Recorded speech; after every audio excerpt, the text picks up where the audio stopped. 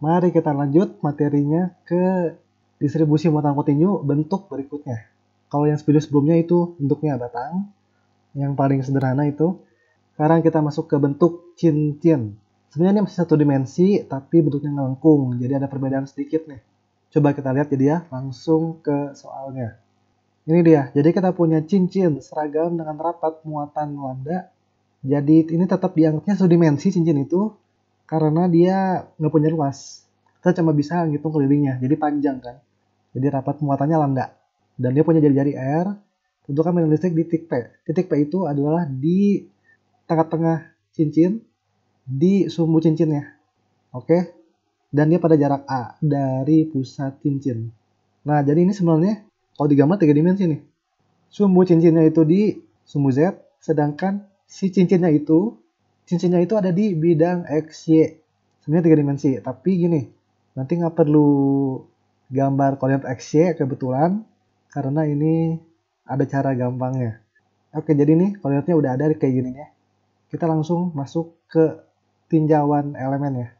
Kita tinjau elemen cincin ya. Elemen cincin yang dianggap sebagai muatan titik. Dan elemennya ini melengkung. Ada cincin melengkung kan? Misalkan kita ambil elemen cincin di sini ya. Nah, elemen cincin ini punya panjang bukan dx, bukan dy. Mengapa kali ini melengkung? Kalau melengkung biasanya kasih nama ds. Jadi elemen panjang cincin ini punya lengkungan ds. Ya, panjangnya ds. Nah, sekarang elemen ini menghasilkan medan listrik di titik P. Namanya DE. Kita gambar ya, berarti hubungkan merah dengan titik hitam. Lalu gambarkan medannya. Ini ya, lambdanya positif. Jadi keluar, ini adalah DE. Nah, bisa dilihat ini jadi miring. DE-nya itu di sumbu Z ada, dan di sumbu X-nya juga ada sebenarnya. Wah, jadi ribet dong ya, harus pakai vektor. Nah, tenang, lagi-lagi kita bisa memanfaatkan simetri persoalannya. Jadi gini, temannya si elemen ini, kalau kita tinjau seberangnya persis, elemen cincin di sini, maka dia akan menghasilkan medan listrik yang serupa juga. Sama-sama DE. Nah, ini bisa dipastikan pasti DE-nya sama, baik yang ini maupun yang ini. Karena DE itu apa? KdQ per R kuadrat kan? DQ-nya sama, karena elemennya sama ds. R-nya juga sama jaraknya. Ini simetris nih. Diagonalnya pasti simetris. Jadi besarnya sama. Dan arahnya bisa dilihat. Ini kalau diurai, maka akan ada yang horizontal. Yang dari ds di sini. Dan dari yang di seberangnya juga ada. Bisa kita proyeksi DE-nya horizontal. Ya, jadi di bidang XY DE-nya. Nah, ini saling meniadakan karena mereka besarnya sama dan arahnya saling berlawanan. Oke, jadi sisa apa? Sisa DE yang ke vertikal aja, yaitu ke sumbu Z. Jadi dari kedua DE itu hanya tersisa yang di sumbu Z. Itulah E kita. Jadi nanti hanya ada EZ gitu ya. Arah Z saja. Untuk meyakinkan nanti bisa juga dicek kalau elemen yang ini dan elemen yang di sebelahnya persis, pasti polanya akan sama. DE-nya yang horizontal saling menghilangkan, tersisa yang vertikal saja. Gitu. Oke, karena itu berarti nanti E-nya integral DEZ. Bukan DE tapi integral DEZ. Oke, untuk mengurai kita perlu sudut. Misalkan sudutnya yang ini nih. Ini yang ini nih sudutnya. Theta. Otomatis ini juga dong ya. Ini juga theta nih. Karena bertolak belakang ya. Jadi secara geometri bisa dilihat DEZ itu, yang Z itu adalah DE dikali cosinus theta. Sip. Berarti kita perlu DE, kita perlu cos theta. Baiklah. DE itu K dikali dq per R kuadrat. Dq adalah muatan dari elemen ds ini. Nah, karena lambda muatan perpanjang, berarti nanti dq sama dengan lambda dikali panjang si elemennya, yaitu ds. Sip, ds ya. Kalau udah apa? R ya. R-nya tuh apa? Untuk mencari R, enaknya kita bikin segitiga. Gambar segitiga siku-siku yang ini nih. Yang begini. A, R, dan diagonal ini. Oke, kayak gini. Jadi ini R gede, ini A. Maka R kecil adalah yang diagonal ya. Yang akar A kuadrat plus R kuadrat. Dan bisa dilihat juga ini. Kita kan nanti perlu cosinus theta ya. Cosinus theta itu tinggal lihat segitiga juga. Berarti samping per miring ya. A per diagonalnya. Jadinya yang ini. Cos theta sama dengan A per akar bla bla bla. Nanti kita gabungkan. DEZ-nya akan sama dengan ini. Kita kalikan ya. DE itu K dikali DQ dibagi R kecil kuadrat dikali dengan kosinus theta yang ini. Kita akan dapat seperti ini DEZ-nya. Dan nanti kita integralin. Tentunya pakai rumus ini E sama dengan integral DEZ. Nah, kita stop dulu sampai sini karena sebenarnya persoalan ini udah pernah dikerjakan di problem set elektrostatik dan sama persis. Nanti bisa dilihat di video yang diberikan di link deskripsi. Sekarang kita akan lanjut ke soal berikutnya. Masih berkaitan sama cincin dan ini akan lebih kompleks ya. Nah, ini dia soal yang akan kita kerjakan dengan benar-benar ini busur lingkaran atau cincin tapi dipotong. Nggak full lingkaran ya. Dengan rapat muatan lambda dan punya jari-jari R. Dan bentukan sudutnya, jadi ini kalau dari busur ini ditarik garis putus-putus ke pusat lingkarannya, maka dia punya sudut alfa.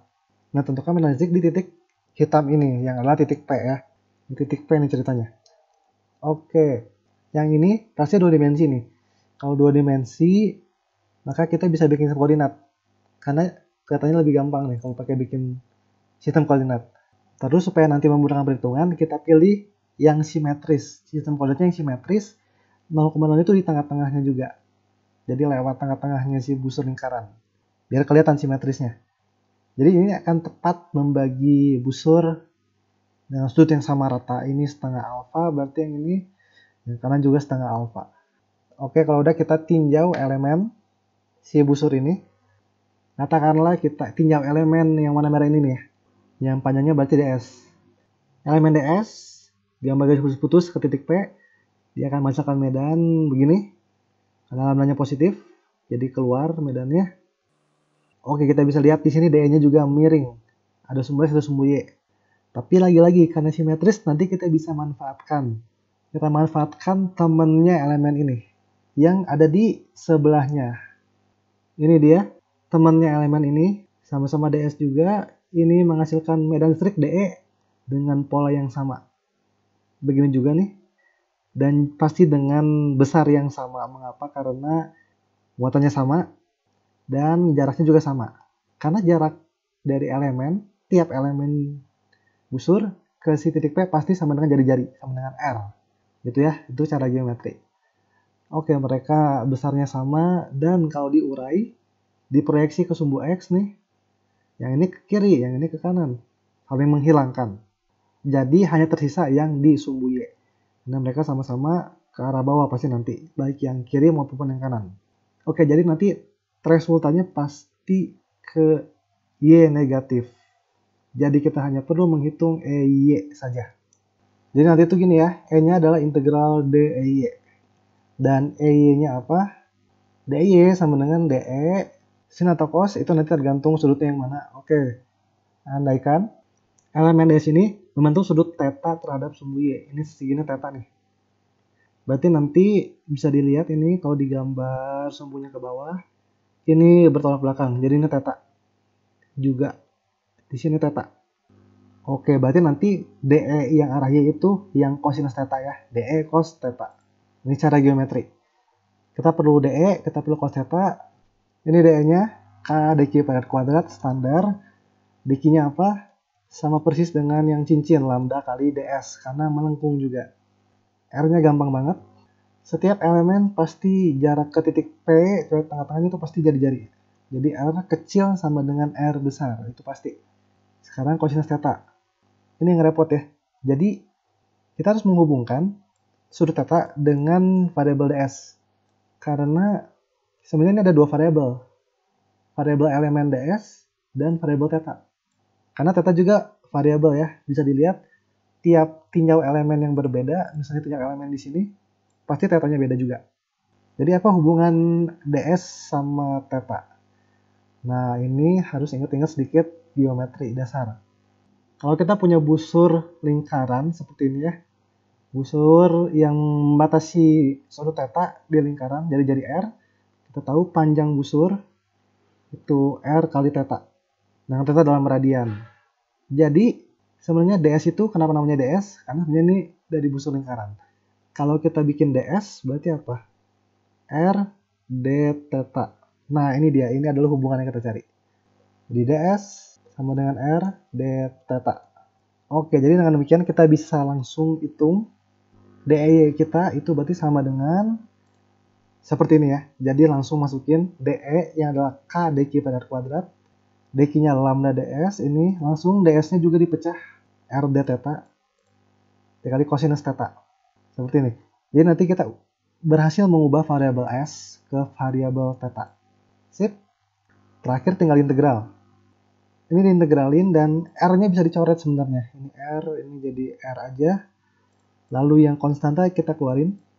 Jadi gini ya, K lambda per R integral kosinus theta d theta. Jadi variabel integral kita itu theta. Sekarang batasnya dari mana ke mana? Oke, jadi batasnya gini. Ukuran kita, busur kita itu dari ujung kiri ke ujung kanan, melengkungnya ya. Itu akan jadi batas theta. Theta di ujung kiri itu sama dengan ini kan, setengah sudut alfa per 2. Begitu pula yang di sebelah kanan, itu juga alfa per 2. Nah, tapi kalau integral kayak gini nanti hasilnya 0, karena batasnya sama. Nah, di sini adalah matematiknya. Jadi, sudut yang di sebelah kiri sama sudut sebelah kanan itu beda kuadran. Karena dibatasi oleh sumbu Y, beda kuadran. Jadi yang sebelah ujung kiri itu minus ya. Tandanya harus minus karena beda kuadran sama yang kanan.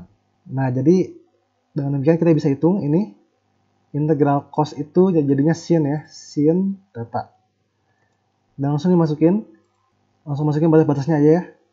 Alfa per 2 dikurang sin minus alfa per 2.